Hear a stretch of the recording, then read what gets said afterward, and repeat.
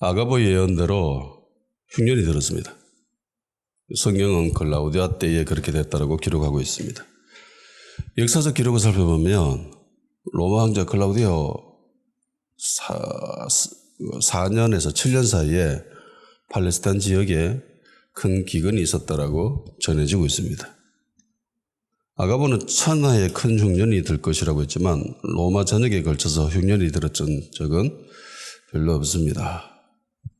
예언을 멸시하라는 자들은 이것을 보면서 아주 훌륭한 무익기라고 생각할 수도 있습니다.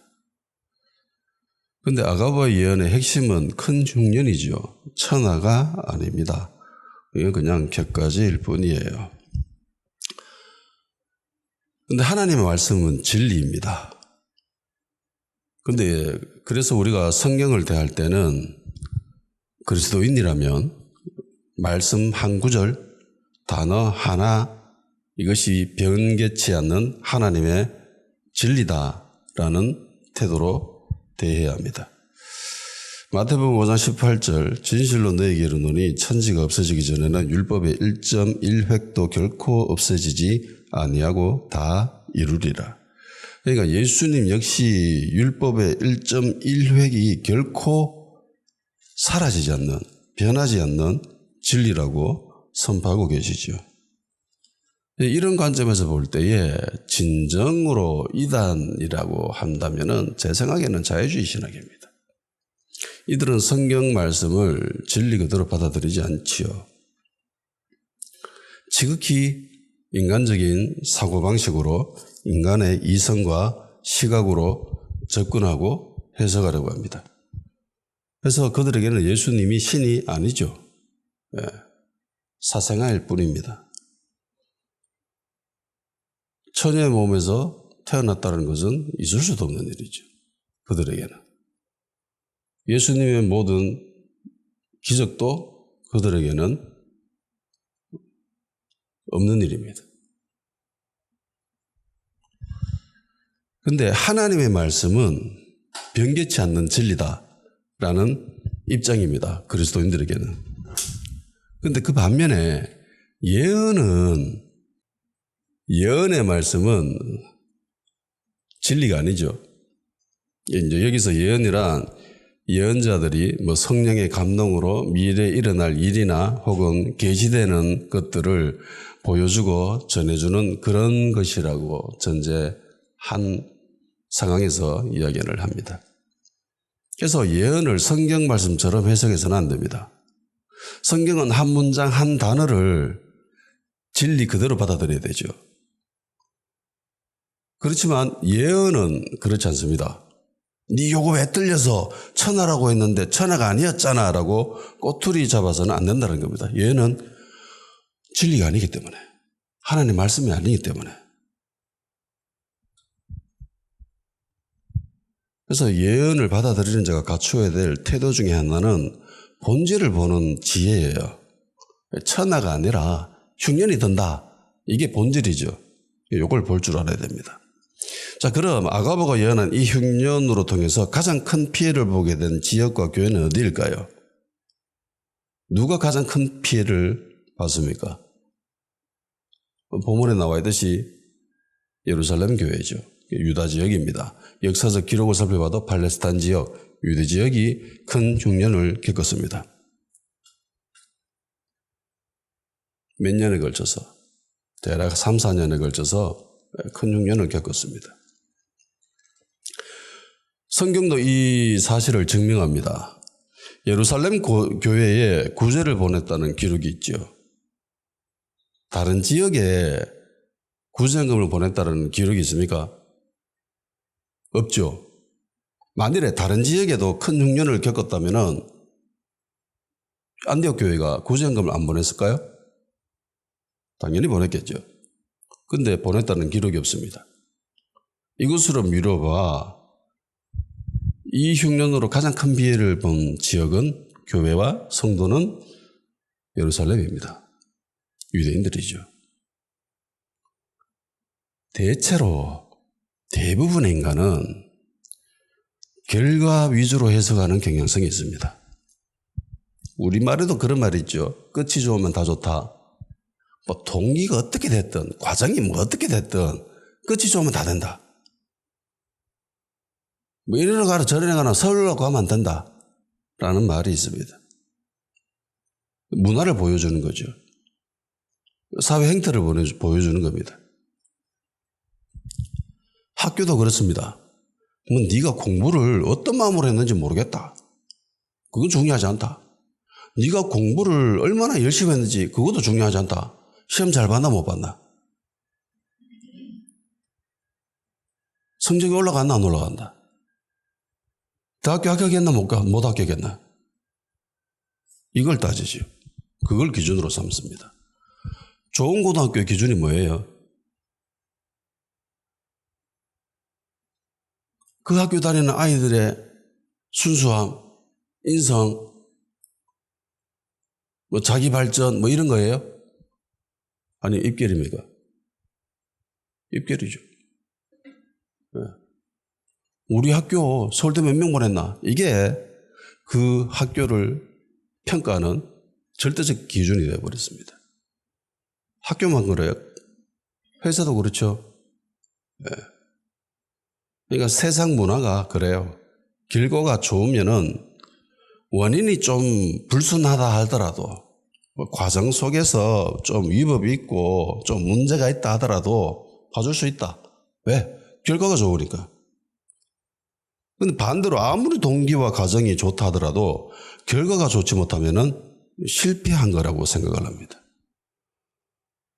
시험 준비를 정말 열심히 하고 잘했지만은 시험 결과가 엉망이면 그건 실패지요.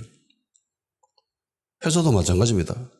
어떤 프로젝트를 진행하고 계획하고 이뤄나갈 때에 아무리 선한 동기와 그 과정 속에서 합법적인 것들로 이루어지고 정말 열심히 했다 하더라도 그 프로젝트의 끝이 결과가 좋지 않으면 그건 실패라고 생각하죠. 그리고 인간은 드러난 결과물이 좋지 않을 때는 그 원인을 찾으려고 합니다. 무엇 때문에 이렇게 됐을까? 무엇 때문에 우리가 실패했을까? 무엇 때문에 우리가 졌을까? 그리고 인간은 이 결과값이 좋지 않았을 때는 책임을 물으려고 합니다. 대표적인 예가 운동 경기죠. 축구 경기에 확연하게 드러납니다. 이런 태도가. 대한민국 국가대표가 축구 경기했는데 졌어요. 만일에 일본이 졌다. 그래서 월드컵 예선에 떨어졌다. 라고 생각을 해봅시다. 그러면 사람들이 어떤 반응을 보일까요? 혹시 주변 사람들의 반응을 본 적 있습니까? 이번에 올림픽 예선에서도 떨어졌잖아요. 난리 났죠. 네. 경기에 어느 정도 관심을 가지고 본 사람들이라면 대부분 자기가 뭐 전문가 행세를 합니다. 그리고 사람들은 저마다 이 경기가 왜 졌는지 그 이유를 나름의 방식으로 해석을 해서 말합니다. 그리고 경기를 지게 된 결정적인 이유는 대부분 특정 개인에게 맞춰지는 것이 있지요. 이번에 누구 때문에 졌다. 골키퍼가 잘못해서 졌다. 수비수가 헛발질해가지고 졌다. 공격수가 똥볼 차가지고 홈런볼 차가지고 그래 됐다. 혹은 이건 감독 문제다. 누군가의 잘못으로, 누군가의 실수로 누군가가 잘못해서 이 경기에 졌다라고 생각을 합니다. 인간이라면 이런 사고의 흐름, 패턴에서 쉽게 벗어나지 못해요. 특히 이런 행동이, 이런 태도가 집단적으로 이루어질 때는 더더욱 그렇습니다. 우리 인간은 결과값이 좋지 않을 땐 누군가의 잘못으로 해석합니다. 그리고 그 책임을 물으려고 하죠. 로마에 아주 유명한 황제가 있지요. 네로입니다. 악행으로 유명한 사람이죠. 네로가 로마를 통치하고 있을 때에 로마에는 아주 큰 대화재가 일어났습니다. 로마 대화재가 발생했습니다.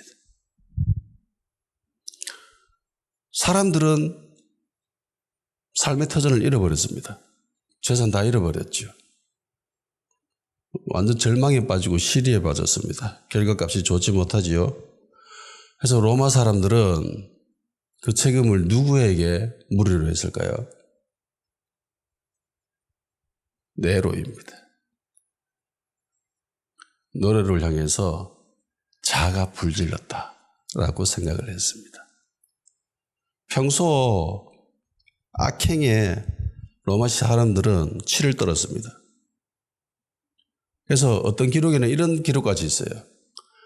로마가 하인들을 시켜서 네로가 하인들에게 로마 시내에 불을 지피게 하고 자기는 옥상에 올라가 가지고 수금을 치면서 시를 읊조리면서 노래를 했다라고 하는 기록까지 있습니다.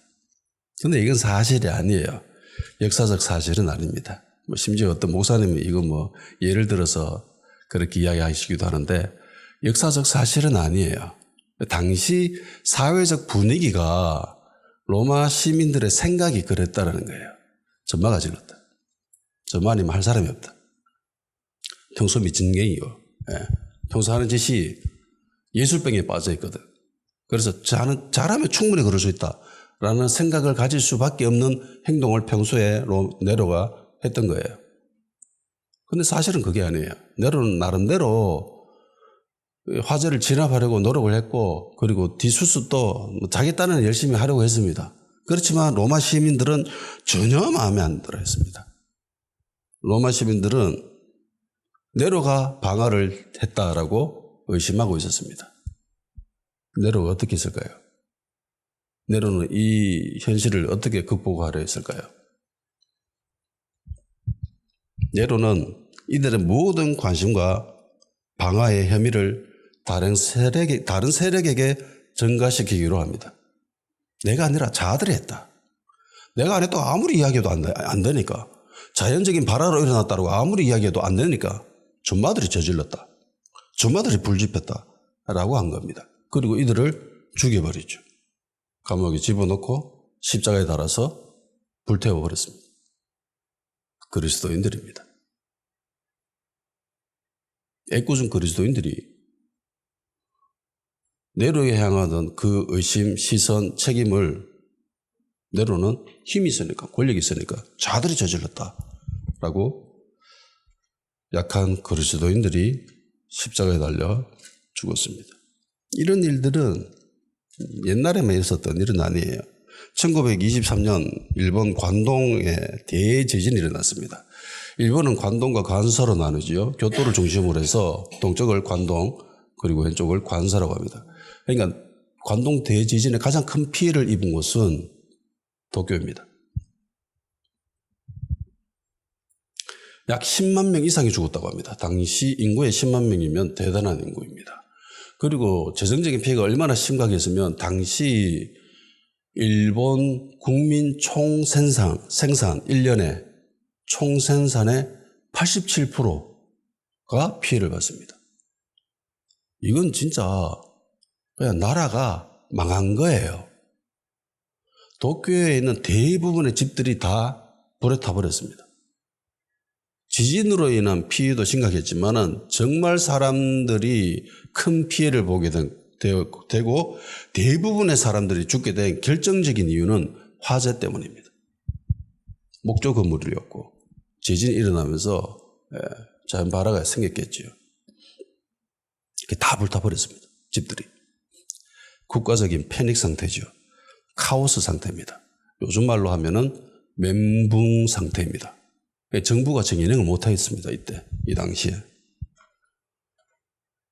그런데 역사적 기록에 좀 관심 있는 대한민국 국민이라면 관동 대지진이라는 단어보다는 관동 대학살이라는 단어에 더 관심을 가지게 됩니다. 대한민국 국민이라면. 나무위키에 관동 대학살에 대해서 이렇게 기록되어 있습니다. 관동 대학살은 관동 대제전에 있었던 1923년 9월 1일부터 약 3, 4주에 걸친 혼란기 무렵 사람들의 불안과 불만을 잠재우기 위해 일본 정부가 유언비어를 퍼뜨려 마을에 자경단을 결성하라는 공문을 보냈고, 당시 일본에 존재하던 조선인에게 반감을 가지고 있었던 일본인들이 제노사이드를 벌인 사건이다. 이 과정에서 조선인뿐만 아니라 중국인, 심지어 일본인들도 살해당했다. 전난에 따른 내부의 정치, 사회적 불만을 무마하기 위해 사회적 소수자들에 대한 증오를 선동해 희생양으로 삼았다라는 그 점에서 고대 로마 대화재 당시 네로의 그리스도 신자 박해와 비슷한 점이 있다. 흑사병이 돌던 중세 유럽에도 유대인들이 우물에 독을 풀었다는 소문으로 유대인들을 학살한 사례가 있다. 좀 더 가까운 시기로 15년 뒤 나치 독일이 유대인들을 상대로 자행했던 수정의 밤 사건과도 유사점이 나타난다. 사실 멀리 갈 곳도 없이 일본에서 1910년대 무렵 유행한 제1교포들에 대한 증오 발언들만 보더라도 이들 무리와 유사성이 나타난다. 수많은 조선인들이 살해당했습니다. 왜? 우물에 독을 풀었다. 얘들이 약탈범이다.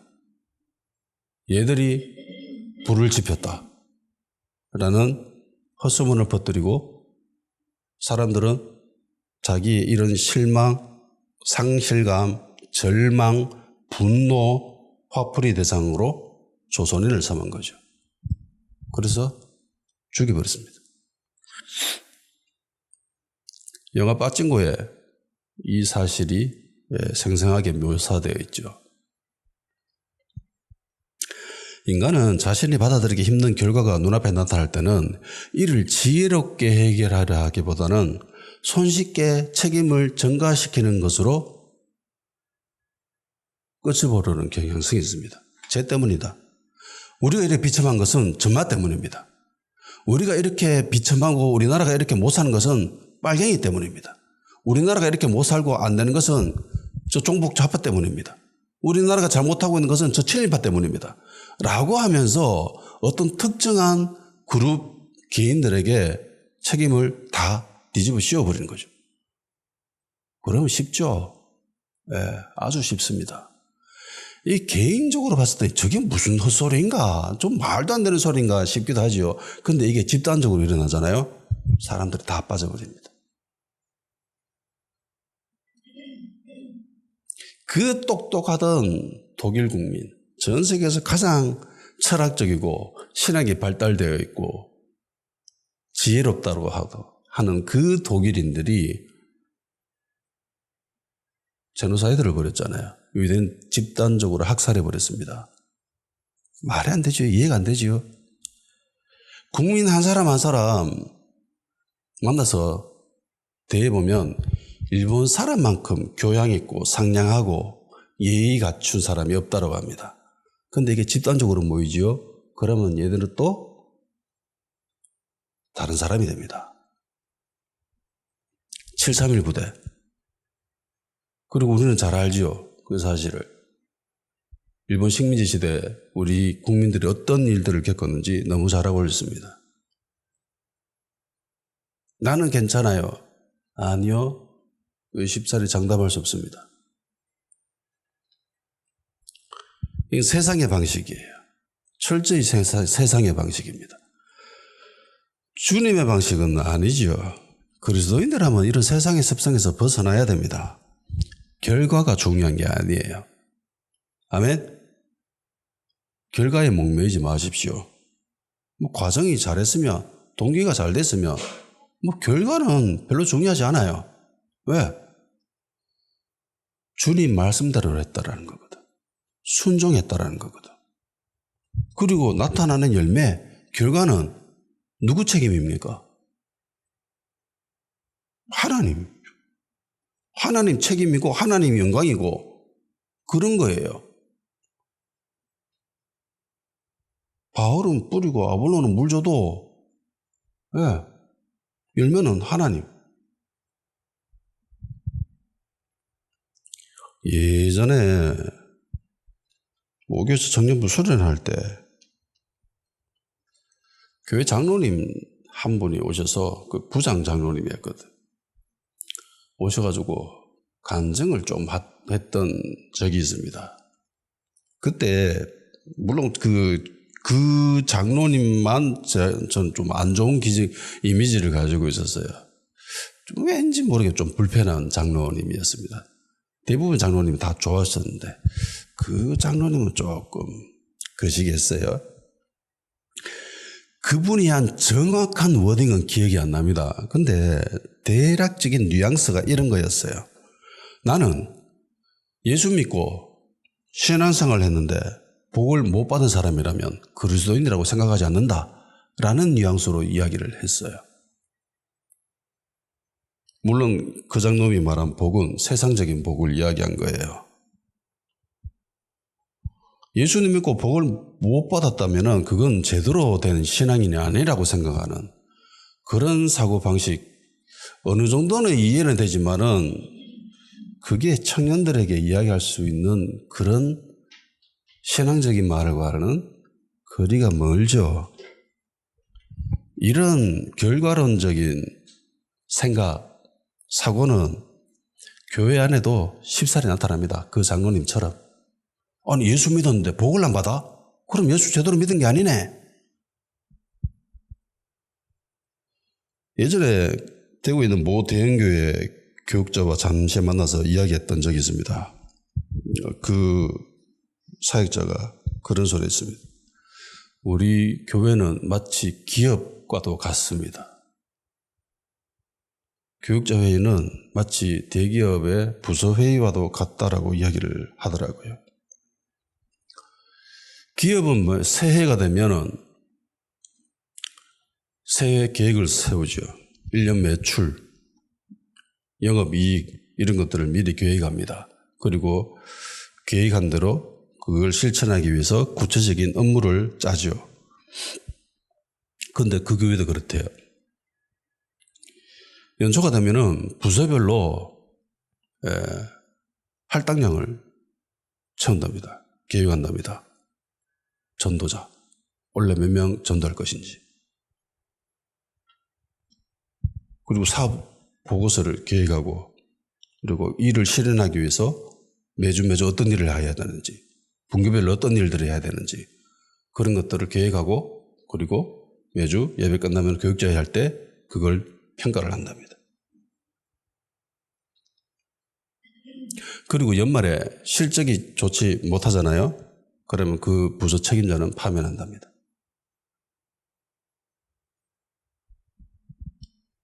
뭐 어떤 일을 그렇게 말할 수도 있습니다. 아니 목사님 왜 교회라고 그렇게 하면 안 됩니까? 그렇게 할 수도 있지요.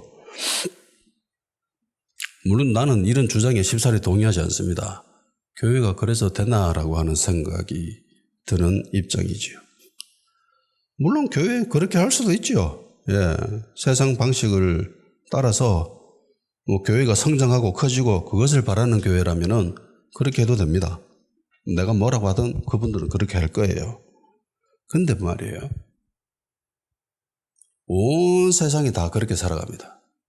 근데 굳이 교회까지 그렇게 해야 됩니까? 교회는 주님의 몸이라고 하죠. 성도는 몸의 지체라고 합니다. 그리고 교회를 영적인 가족이라고 하지요. 우리는 하나님을 아버지라고 이야기합니다. 그러니까 우리는 가족이죠. 근데 생각해 보세요.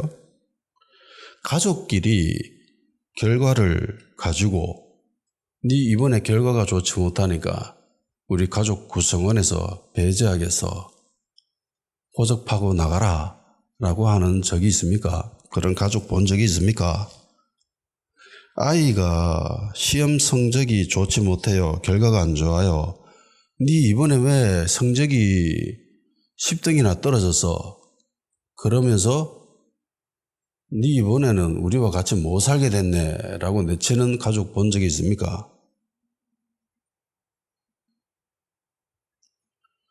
야, 성적이 이렇게 떨어지고도 네가 우리 가족이라고 이야기할 수 있겠어? 라고 이야기하는 가족을 본 적이 있나요? 근데 왜 교회는 그렇게 하지요? 사역자는 그러면 성도 아닙니까? 성도만 교회 지체고 사역자는 그냥 사역자일 뿐인가요? 아니죠. 다 같이 지체입니다. 목사도 지체고 장로도 지체고 사역자, 전도사, 부모사들도 다 지체입니다. 야, 이번에 네가 진급한다고 월급 인상한다고 해놓고 이번에 회사 잘리다니 그러고도 네가 우리 가족이냐? 라고 말하는 가족은 없습니다. 가족은 결과를 따지지 않죠. 가족은 결과를 따지지 않습니다. 그 존재 자체로 그냥 이쁨 받는 거예요. 왜 얼마나 이뻐요? 결과 좋지 못해도 너무 이쁘고 귀엽고 그래요. 그러니까 가족의 유일한 기준은 사랑이죠. 교회도 가족이라며. 그럼 사랑이어야 됩니다. 결과가 아니라. 가족은 서로 부족한 것을 사랑으로 품어주는 겁니다. 교회도 주님의 가족이니까 교회도 그래야 돼요. 돌아와서요. 로마 지역에 다른 모든 것은 괜찮았습니다. 사는데 별 문제 없었습니다. 근데 희한하죠? 유대 지역만 4년에 걸쳐서 큰 흉년이 들었습니다. 유대 지역만. 자, 결과론적 해석을 하려는 사람들 입장에선 어떤 생각이 들까요? 응? 다른 지역 교회는 아무런 피해가 없는데 왜 저기만 피해를 입지? 그것도 1년도 아니고 2년도 아니고 3, 4년 동안 왜 계속 저 지역만 흉년이 들지? 라는 생각을 할까요? 안 할까요? 유대 지역에 있는 사람들만 큰 흉년으로 사람들이 고통당했습니다. 어떤 사람들은 그렇게 생각하지 않았을까요? 저기가 저렇게 고통당하는 것은, 결과가 좋지 못한 것은 하나님이 심판하신 것이 아닐까? 충분히 생각할 수 있습니다. 저건 하나님의 심판이다. 하나님의 책망이다. 하나님의 저주다. 왜? 자들이 죄를 지었을 거야. 자들이 뭔가 잘못했을 거야. 쟤들이 뭔가 불순종했을 거야. 라는 생각을 할 겁니다. 결과를 기준으로 삼으면 충분히 이런 생각을 할 수 있습니다. 교회는 결과를 가지고 사역의 유무를 결정하는 것이 아닙니다. 말씀의 순종 여부가 교회의 유일한 기준이 되어야 됩니다. 제가 실제로 경험했던 이야기예요. 한 목사님의 이야기입니다. 지금은 선교지에 나가서 잘 사역하고 계시는데 이분이 평소에 무릎이 안 좋았어요. 본인 말로는 기도를 너무 많이 했다라고 그렇게 이야기를 하십니다. 근데 제가 옆에서 지켜본 바 기도를 그렇게 많이 한 건 아니에요. 제가 볼 때. 뭐 청년 때 어떻게 했는지 모르겠지만 평소 몸이 좀 약해요. 좀 갸녀린 사람이었거든. 그러니까 집안일도 사모님이 다 하세요. 형광등도 못 갈고 사모님이 형광등 갈고 망치질하고 드라이버 들고 뭐 드릴 두고 다 하세요. 사모님도 여리여리하신 분이고 곱상하게 생겼는데 근데 목사님은 할 줄 아는 게 아무것도 없어요. 옛날로 치면 그야말로 양반. 뭐 책 읽고 기도하고. 제가 볼 때 몸이 좀 약한 허약한 체질인 것 같아요. 무릎이 안 좋아가지고 동남아 쪽으로 선교를 가는데 그쪽에는 당시 어려 시절에 굉장히 취약했습니다. 그래서 이 상태로는 선교지 나가면 힘들 것 같다라고 생각을 해서 담임 목사님과 상의를 한 후에 선교지 나가기 몇 주 전에 수술을 하고 무릎 수술을 하고 그렇게 선교지에 파송되는 걸로 결정이 됐습니다. 그래서 병원에서 수술을 해요. 무릎 수술을. 그러니까 선교 나가실 목사님이 교회에 수년 동안 그렇게 열심히 하셨던 분이 사역 나가신다고 또 무릎 수술도 하고 이러니까 많은 분들이 병원에 신방을 오셨죠. 근데 한 여집사님이 그 목사님한테 그런 소리를 했대요. 들어오자마자 보자마자 목사님 회개하세요 라고 했답니다. 그걸 저한테 이야기하는 거예요. 형준아 이런 일을 겪었다 이러면서. 저도 그 소리 듣고 어이가 없는 거예요. 그분이 왜 그런 소리를 했을까요? 지금 당신이 병을 얻었다는 것은, 결과가 좋지 못하다는 것은 하나님의 심판이다. 하나님의 저주이고 하나님의 책망이다. 그러면 왜 하나님 당신을 심판했을까? 그건 당신이 죄를 지었기 때문이야. 당신이 하나님께 뭔가 불순종했기 때문이야. 그러니까 회개해야 돼. 이런 논리로 이야기한 거예요. 그런가요?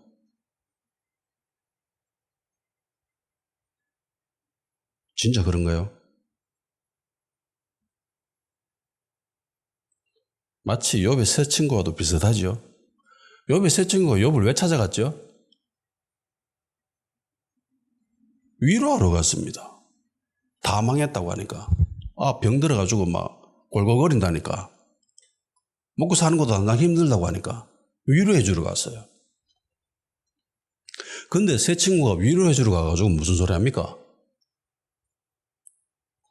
마치 그 여집사님처럼 회개하라고 하죠. 회개해라. 왜요? 니 지금 결과가 안 좋으네. 니 지금 쫄딱 망했네. 마누라도 떠나고 애들도 다 죽고 재산도 다 탕진되고 다 사라지고 니 지금 이런 거는 지금 이렇게 된 것은 이건 하나님의 심판이야. 하나님의 책망이고 하나님께 저주받은 거야. 그러니까 네가 죄를 지은 거야. 근데 욥이 뭐라고 합니까? 자기는 죄 지었다고 해요. 죄를 짓지 않았다고 합니까? 나 죄 안 지었다고 합니다. 근데 새 친구들이 그걸 받아들여요? 안 받아들여요? 안 받아들이죠. 무슨 소리 하는? 네가 죄를 안 지었으면 네가 왜 지금 이 상황이 됐는데? 네 이 상황이 됐다는 건 무조건 이건 100%는 죄를 지은 거야. 그러니까 회개해야 돼. 나 죄 안 지었다라고 계속 이야기하니까 이게 하나님 앞에서 네가 의인이가? 이게 교만하네. 겸손해야지. 이러면서 막 책망하죠. 위로하러 와가. 위로하러 위로의 말은 한마디도 없습니다. 근데 하늘에서 벌어지는 그 영적인 일들을 잘 모르는 사람이라면 마귀가 하나님 앞에서 저 욥을 어떻게 할 것이라는 걸 미리 사전에 다 이야기하잖아요. 1장에 이미. 근데 1장에 기록된 그 사실을 모른다면 대부분의 사람들은 한번 잘못했을 거야 라고 생각을 합니다. 욥의 세 친구도 그러죠. 네가 모르게 진 죄가 있어요. 네가 기억 못할 뿐이지 넌 분명히 죄를 지었어. 그러니까 회개해야 돼 라고 이야기합니다. 진짜 그런가요? 하나님의 마지막 평가가 뭡니까? 너가 틀렸다. 욥이 맞다. 욥은 죄 지은 적이 없습니다. 그게 결과가 아니에요. 그런데 인간은 결과를 봅니다. 이런 관점에서 예루살렘 교회를 본다면은 지금 예루살렘 교회는 뭔가 대단히 잘못하고 있는 거예요. 대죄를 지은 거예요, 하나님께. 그래서 심판받는 거죠. 왜? 다른 교회는 다 멀쩡하거든. 예루살렘 교회만 지금 피해를 당하거든. 성경도 기록하고 있잖아요. 예루살렘 교회에 구제한 건 뭐랬다. 그러니까 지금 이 흉년은 유대 지역에 만든 거예요. 유대 사람들만 피해를 본 거예요. 교회 사람들만 피해를 본 거예요. 그러면 이거는 그 교회 성도들이 뭔가 엄청난 죄를 지었네. 다른 데는 다 멀쩡하니까. 과연 그래요? 성경이 예루살렘 교회가 죄를 지었다라고 기록하고 있습니까? 뭔가를 잘못했다라고 이야기한 적이 있나요? 어떤 잘못도 없습니다. 오히려 반대지요. 예루살렘 교회는 오히려 하나님께 기쁨이 되었습니다. 왜? 이방인에게 전도했잖아요. 전도한 것뿐만이 아니죠. 이방인 주님의 교회를 세웁니다.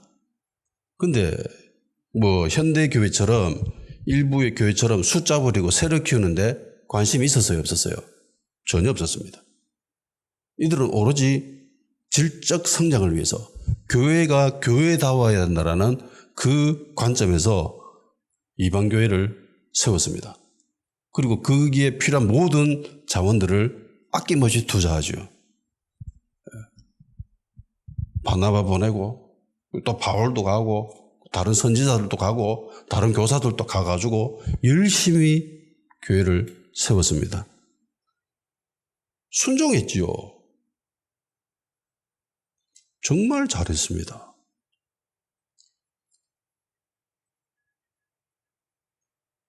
근데 결과가 좋지 못해요. 예루살렘 교회에 이런 투자로 말미암아서 예루살렘 교회는 당시 모든 교회들의 모교회가 됩니다. 중심교회가 되죠. 예루살렘 교회의 이런 모양은 엄청난 특권이고 자랑이고 긍지였을 겁니다. 우리가 저 교회를 세웠다. 그런데 현실은 달라요. 현실은 먹고 살 걱정입니다. 먹을 게 없어요. 내일 당장 뭐 먹고 살지? 아니 오늘 저녁에 뭐 먹고 살지? 그거 걱정해야 됩니다. 하나님 말씀대로 했는데 하나님 말씀대로 순종했으며 정말 열심히 최선을 다해서 섬겼는데 결과는요? 먹고 살 걱정이에요. 먹고 살 게 없습니다, 지금. 주님 말씀대로 했는데 현실은 고통이고 환난이고 괴롭습니다. 기억하십시오. 환난과 시련이 하나님의 징계인 것만은 아닙니다. 그 여집사님처럼 사고해서는 안 돼요. 때론 환난과 시련과 고난은 그리스도인들에게 복의 통로가 됩니다. 그리스도인들이 겪게 되는 현실에서 고난은 하나님께서 은혜를 부어주시고자 하는 무대가 될 때가 굉장히 많습니다. 시편 119편 71절 고난당한 것이 내게 유익이라 이로 말미암아 내가 주의 율례를 배우게 되었나이다. 시편 교재도 그렇게 기록하고 있죠. 내가 고난 당해보니까 그게 나한테 좋네? 유익이네? 라고 이야기하는 겁니다. 우리는 고난을 당할 때 대부분 이렇게 기도합니다. 이 잔이 내게서 옮겨지게 하여 주시옵소서. 어디서 본 건 있어가지고 예수님처럼 기도하죠. 이 잔이 내게서 옮겨지게 하여 주시옵소서. 그러니까 고난을 겪지 않고 피할 수 있게 해달라고 기도하죠. 주님도 그렇게 기도했으니까. 주님은 뒤에 그런데 나의 뜻대로 아닌 하나님의 뜻대로 이루어지게 그렇게 기도를 하시죠. 고난을 겪지 않고 피할 수 있게 해달라고 기도하는 그런 사고 방식에는 이런 패턴이 깔려 있어요. 고난은, 환난은 안 좋은 것, 부정적인 것, 피해야 하는 것이라는 인식이 깔려 있는 거죠. 그리고 고난을 당하는 것을 좋아하는 사람들은 별로 없습니다. 대부분 사람들은 고난 당하고 고통 당하고 환난 당하는 거 싫어합니다. 그래서 웬만하면 고통 겪지 않고 형통하기를 원하죠. 순탄하기를 원합니다. 별 어려움 없이 잘 됐으면 좋겠습니다. 만사형통. 인간이라면 행복하기를 원하죠. 법에도 명시되어 있죠. 행복 추구권이라고. 이게 인간의 삶의 기준이 되기도 합니다. 인간은 왜 사는가? 행복하려고. 가 답입니다. 인류가 내놓은 답이 그거예요. 그런데 그리스도인들에게는요, 결과, 이거는 별 의미가 없습니다. 어떤 이에게는 결과가 고통이다, 고난이다, 환난이다 이러면은 그게 고난이 될 수 있지만은 근데 어떤 이들에게는 그 곤란이 유익이라고 생각하지요. 축복이라고 합니다. 똑같은 사건을 겪는데 어떤 사람은 저거 안 좋은 거, 나쁜 거, 싫은 거, 피해야 되는 거라고 생각하는 사람들이 있는 반면에 어떤 사람은 똑같은 것을 겪는데 저거는 나한테 유익이야, 괜찮은 거야, 좋은 거야 라고 생각을 합니다. 그러니까 결과가 아니죠. 현실이 아닙니다. 그걸 해석하고 받아들이는 사람의 문제죠. 대표적인 사건은 우리도 겪었습니다. 우리 가족들이 겪었잖아요. 몇 년 전에 잘 살고 있던 집에서 갑자기 쫓겨나게 됐습니다. 갈 데가 없어요. 집도 없고 돈도 없고 가진 것도 없고 아무것도 없이 하루아침에 길거리에 나앉게 생겼습니다. 할 수 있는 거라고는 기도하는 것밖에. 이런저런 과정이 있었지만 결국은 우리는 지금 어떤 상황에 있습니까? 비교적 최신 아파트에서 잘 살고 있지요. 아주 윤택하게 잘 살고 있습니다. 물론 우리 집은 아니지만 내 것은 아니지만 그럼에도 불구하고 잘 살고 있어요. 당시를 한번 떠올려 보세요. 집에서 쫓겨나게 됐을 때, 길거리 나앉게 됐을 때 그걸 복이라고 생각했을까요? 축복이라고 생각했을까요? 이것이 하나님이 우리에게 은혜를 주시는 무대가 된다, 방법이 된다, 통로가 된다, 길이 된다라는 생각을 했을까요? 물론 어느 정도는 있었지만은 대부분 우리를 지배하고 있었던 생각은 큰일 났다. 어떡하지? 라는 절망의 상태였습니다. 부정적인 생각이 자리 잡고 있었고 장악하고 있었습니다. 그런데 시간이 흘러서 지금 와서 보면은 그것은 하나님이 우리에게 은혜를 주시기 위한 방법이었죠. 하나님 생각은 달랐습니다. 인간은 그걸 비극이라고 생각하고 고난이라고 생각하고 환난이라고 생각했지만 하나님 입장에서는 그렇게 생각하지 않았습니다. 내가 이제부터 너에게 복을 줄게. 내가 이제부터 너에게 은혜를 베풀어 줄게. 라는 사이닝이었던 거예요. 이런 예는 그리스도인이라면 너무나 쉽사리 경험할 수 있는 그런 일들입니다. 당시에는 정말 비극이라고 생각했는데 지나가 보니까 그거 축복이었다. 은혜였다. 요즘 인터넷에 보면은 재미난 말을 하고 있더라고요. 원형적 사고라는 말을 하더라고요. 이 원형이가 누구냐면은 그 걸그룹 아이브에 있는 장원영의 이름입니다. 심지어 이게 대기업 세미나에까지 등장했습니다. 장원영이 가지고 있는 초긍정적인 사고를 뜻하는 말입니다. 원형적 사고. 예를 들어서 이런 거예요. 컵에 물이 절반이 있습니다. 그러면 긍정적인 사고를 한 사람은 이렇게 얘기합니다. 와, 물이 반이나 남았네. 그리고 대부분의 부정적인 사람들은 이렇게 이야기합니다. 물이 반밖에 안 남았네. 그런데 원형적 사고는 이렇답니다. 내가 연습 끝나고 딱 물을 먹으려고 했는데 그래서 물이 딱 절반 정도 남은 거야. 다 먹기엔 너무 많고 이걸 덜 먹기는 너무 적고 그래서 딱 반만 있었으면 좋겠다고 생각했는데 딱 절반만 있는 거야. 이거 완전 럭키 비키잖아. 라고 한다는 겁니다. 비키가 이 원영이의 영문 이름이래요. 그러니까 자기가 정말 럭키한 아이라는 거죠. 그러니까 나에게 일어나는 모든 일은 결국 좋은 일이다라는 인식을 전제로 합니다. 철저히 자기중심적이고 긍정적인 사고를 하는 거죠. 굉장히 본받아야 할 점들이 있습니다. 왜냐하면은 원형적 사고에는요, 절대적으로 원망이나 불평이 없습니다. 비난이 없습니다. 다른 사람을 헐뜯는 거에 없어요.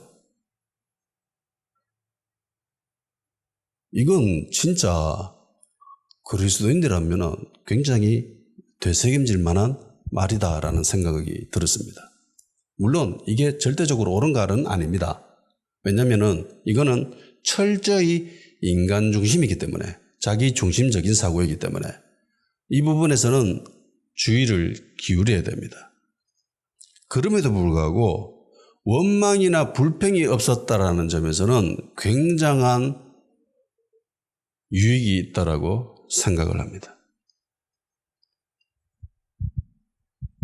그러니까 원형적 사고에도 중요 특징이 있지요. 결과는 별로 중요하지 않다. 내가 눈앞에 지금 나타나고 있는 결과, 현실, 이거는 나에게 별로 큰 의미가 아니다. 이거를 내가 어떻게 해석하느냐가 더 중요하다는 거죠. 현실이 아니라 해석이에요. 해석하는 능력을 키워야 됩니다. 결과를 어떻게 해석하느냐에 따라서 삶의 방향이 달라져요. 그리고 여기에 그리스도인이라면 하나를 더 추가해야 됩니다. 인간 중심이 아니라, 내 중심이 아니라 하나님 중심, 예수님 중심으로 생각하는 법을 배워야 합니다. 이 현실이 나에게 어떤 결과를 줄 것인지, 이런 것 더해서 주님이 이번 일로 통해서 무슨 생각을 하고 계시는지, 어떤 계획하심이 있으신지, 어떤 주님의 뜻이 있으신지에 대해서 생각을 해야 되는 거죠. 하나님 나라에 어떤 영향을 끼칠지, 믿는 자인 나는 이 결과를 어떤 방식으로 해석해야 될지를 고민해야 됩니다. 결론적으로 유대 지역에 닥친 큰 흉년은 그 누구의 죄도 아니었습니다. 그 누구의 책임도 아닙니다. 흉년은 인간적 사고로 봤을 때에 불행이지요. 비극입니다. 고통이고 고난입니다. 그런데 이것은 동시에 하나님의 은혜를 베풀어주는 무대로 작용을 합니다. 하나님의 축복의 방식이었습니다. 이 사건을 계기로 교회는 하나가 됩니다. 유대인들의 교회 예루살렘, 그리고 이방인의 교회 안디옥, 두 교회는 자칫 잘못하면은 완전히 결이 달라져서 나갈 수 있어요. 왜냐하면 이게 안 되니까. 제자들도 쉽사리 이방인들에게 전도를 못했잖아요. 나중에 일부의 사람들만이 이방인들에게 복음을 전했습니다. 이게 쉽사리 되는 게 아니었어요. 그 간극이 굉장히 컸습니다. 이게 예수님 믿는다고 이게 하나가 될까요? 이것도 쉽지 않아요. 이 사고가 완전히 다르니까, 삶의 방식이 완전 다르니까, 문화가 완전 다르니까 이게 하나 되기에는 정말 힘든 부분들이 많았습니다. 그런데 이 흉년도로 통해서 서로 왕래가 있어지는 거죠. 우리는 하나다라는 인식이 성립이 됩니다. 예루살렘 교회는 안디옥 교회에 영적 자원을 베풀었고, 그리고 이방인 교회들은 예루살렘 교회에 물질적 자원을 베풀어 줍니다. 그리고 서로 도움을 주고 도움을 받는 관계가 형성이 되는 거예요. 그야말로 유기적인 하나가 된 거예요. 이게 엄청난 힘이 되는 겁니다. 개교회가 뿔뿔이 이렇게 흩어져 버렸으면은 힘이 그만큼 약해요. 종이장도 맞들면 낫다라고. 그 어려움에 개교회가 그걸 모든 것들을 감당하려고 하면 그게 얼마나 힘듭니까? 근데 이쪽 교회가 힘들면 저쪽에 다른 교회들이 도와주고, 그리고 이쪽에 교회가 힘들면 또 이쪽 있는 교회들이 또 저쪽 교회를 도와주고, 이러면서 그 어려움들을 극복해낼 수 있는 힘이 되는 거죠. 이게 굉장히 중요한 거거든요. 근데 이게 흉년으로 된 거예요. 이방인의 모든 교회는 예루살렘 교회를 우리의 모교회라고 인정하는 거죠.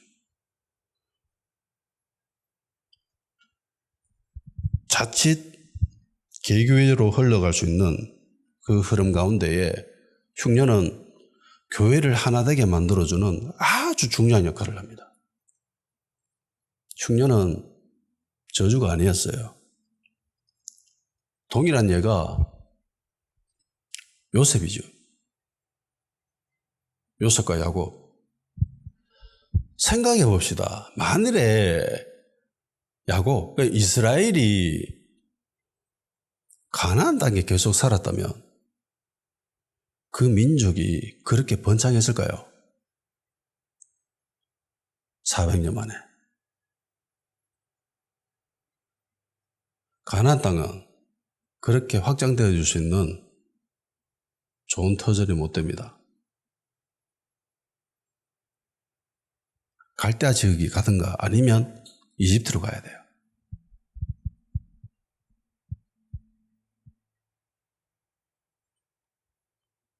이집트에 흉년이 들어가지고 그 지역에 있는 모든 지역이 흉년이 들어서 먹고 살 게 없었습니다. 그래서 하나님은 계획을 하셨지요. 요셉을 보내기로. 근데 실제로 요셉은 어떤 방식으로 갔어요?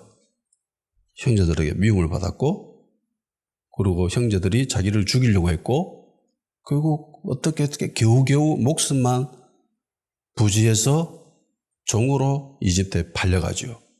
근데 거기서도 굉장히 억울하게 종살이를 합니다. 그러니까 요셉 입장에서 생각해 보세요. 원망할 수 있죠. 불평할 수 있죠. 자기가 지금 이렇게 된 거예요. 이집트의 종으로 살게 된 게 누구 때문입니까? 형제들 때문에. 가족 때문에. 억울하게 또 종살이를 합니다. 감옥에 갇혀 있습니다. 왜 그래요? 누구 때문입니까? 좀 나쁜 그 부인 때문에, 여자 때문에 죄를 뒤집었었죠. 그러니까 불평거리는 차고 넘쳐요. 원망할 거리는 차고 넘칩니다. 그런데 성경에 요셉이 원망하고 불평했다라는 기록이 있습니까? 없죠. 없습니다. 결국은 본인이 이야기하잖아요. 너무 자신을 책망하지 말라고 형제들을 향해서 나중에 만났을 때 이렇게 된 게 다 하나님의 계획하심이었다. 하나님이 나를 이곳에 세워서 애굽의 총리로 삼으시고 그리고 흉년에 빠져서 먹을 것이 없어 결국은 죽을 수도 있는 그런 상황 가운데 하나님 미리 예비하신 것이다. 이곳에 와서 나랑 같이 삽시다. 그리고 이스라엘의 12아들은 애굽에서 지내게 되지요. 그리고 400년 만에 강대한 민족이 됩니다. 역사적으로 사라진 민족이 굉장히 많습니다. 흔적도 없이 사라진 민족들이 굉장히 많아요. 그런데 이스라엘은 사라지지 않고 번성합니다. 요셉이 겪었던 일이 불행인가요? 저주인가요? 하나님의 심판입니까? 아니죠. 그러니까 성도에게 오는 모든 시련은 주님의 은혜가 됩니다. 아멘? 그래서 그리스도인들은 결과, 현실 이걸 보고 판단해서는 안 돼요. 이 상황 속에서 하나님이 어떤 계획하심이 있을까? 기대를 하는 거죠. 그리고 이 결과를 해석할 수 있는 능력을 키워야 됩니다. 세상 사람들도 원형적 사고를 한다는데 왜 그리스도인들이 원망하고 불평하고 그럽니까? 그래서 광야에 다 엎드려졌잖아. 원망하고 불평해서. 우리 주님은 결과값을 뛰어넘으시는 분입니다. 현실을 뛰어넘어서 역사하시는 분입니다. 주님의 은혜와 축복은 우리가 생각하는 그 한계치를 뛰어넘으셔서 역사하시는 분입니다. 신데렐라 아파트에서 쫓겨났을 때에 우리 이렇게 좋은 집에서 살게 될 줄은 전혀 몰랐습니다. 꿈에도 생각하지 못했습니다. 그런데 하나님이 그래 만드셨습니다. 물론 그 과정 속에서 힘들고 어려운 점은 있었지만은 그 모든 것은 다 하나님의 섭리고 계획하심이고 복을 주시려는 하나님의 방법이었던 거죠. 기억하십시오. 주님은 세상의 그 어떤 것보다 크신 분이십니다. 그리고 우리 예수님은 능치 못하심이 없으신 분입니다. 전능하신 분이시죠. 그리고 그분의 목적은 분명합니다.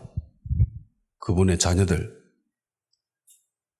믿음으로 성공하는 겁니다. 너희들은 믿음으로 성공해야 돼. 다 같이 기도하는 시간 가지도록 합시다. 결과에 집착하지 않게 하소서. 현실과 결과를 주님의 방식으로 해석할 수 있는 힘을 키울 수 있게 하여 주시옵소서. 현실 속에서 하나님의 뜻하심과 주님의 계획하심을 발견해낼 수 있도록 도와주시고, 고난과 환난을 겪으면서 원망이나 불평으로 인생을 소비하지 않게 하시고, 다만 주님이 우리에게 베푸실 은혜를 기대하는 믿음의 사람으로 성장할 수 있게 하여 주시옵소서. 다시 기도합시다.